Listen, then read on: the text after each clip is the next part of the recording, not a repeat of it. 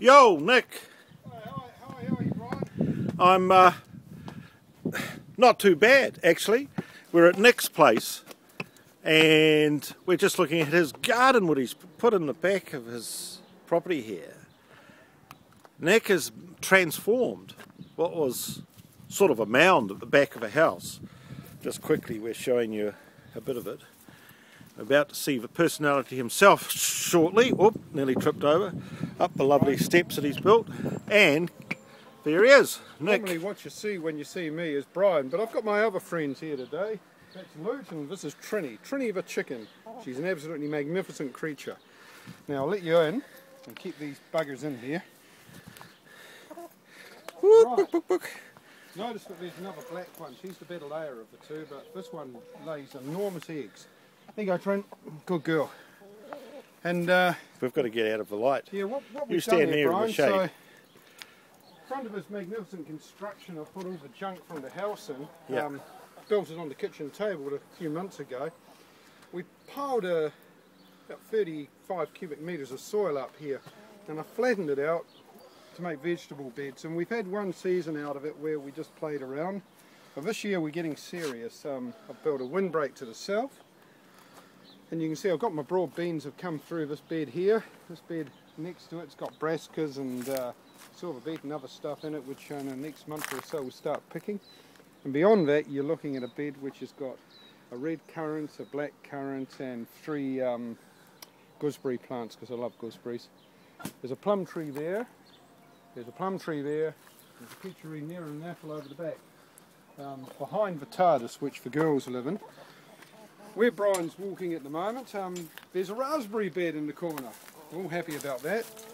And you'll notice there's tyres. That's what the tomatoes grow in season. So in about 2 months' time, this will just be tomatoes and this will be potatoes. And all the summer crops in the new bed up there. Yeah, looks a bit dead at the moment, but Bryan's going to come back in about, oh, I don't know, probably a few months and see what's going on. And have a good look at it. In between whiles, we'll show you where the chickens go.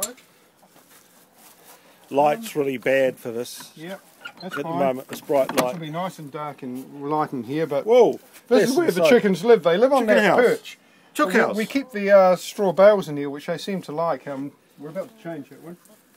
Okay. There's a little door there for them to Yeah, go they into. go in and out. The back. All And the fruit wonderful trees. thing is they've got a whole dark gully down here to themselves, which has got a couple of elderberry plants growing in it, and Oh, good. the chickens keep that clear. It's normally a jungle, and I find it rather useful actually. It is They're indeed. good creatures. And So- Nick lives up here in the grand suburb of Brooklyn. Yeah. And the light's all bad, sun going down, guys. But nevertheless, this sort of gives you an idea. And this is just part of a bit of a sort of oral history of Nick's garden, which is a wonderful transformation. Yeah, it's interesting. The big enemy here is the wind. So we've got wind cloth across here, and I had to put the fence at the back to stop the southerly. But all up, it's starting to grow. It'll grow well. We're really going to throw a lot of plants into it. I've got all my seedlings growing in a frame down the bottom. And like I say, in 2 months' time, you won't recognise it. I'll have taken these out, and the chickens will be completely off of this area because they tend to scratch. And what we'll do then is we'll just sort of limit where they can go during the summer. Come winter, they get the whole lot, because it doesn't grow that well in the winter. It's just, how shall we say, you can get brassicas growing and a few other plants, but you really don't get the kind of crops you get in the summer. Okay, so there we go. That's the garden. Alright, so now we're going to go down from the garden, down the wonderful path that Nick's constructed. He'll close the gate. We'll just have a look at a few of the plants on the way. This is a very carefully thought out garden, unlike mine. A lot of landscaping taking place here. Yeah, just interestingly, there's nothing you see which is grown here which was in the garden. There's some parsley, guys. Right. So maybe that's the longest standing thing is that fuchsia bush there that's been 2 years. If we come down here, we'll see the back of the house, the barbecue area, but if we turn around now, and there's the entrance into the kitchen, but you're not interested in that, there's a flax bush.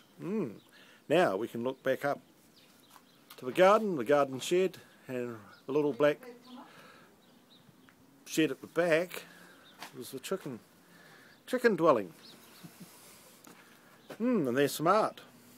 This whole thing's art, actually. This whole thing's art, isn't it? Beautiful art. It's a bit of work, Brian. Yeah. It's a bit of work, but And there's you know, Nick. it's a bit of a transformation. It is. So we look forward to seeing it Yeah, in a you'll few see months. it when it's in crop. Indeed. There's Sophie. Hello. Sophie's Going up to garden. feed- Sophie's mum and my little dog.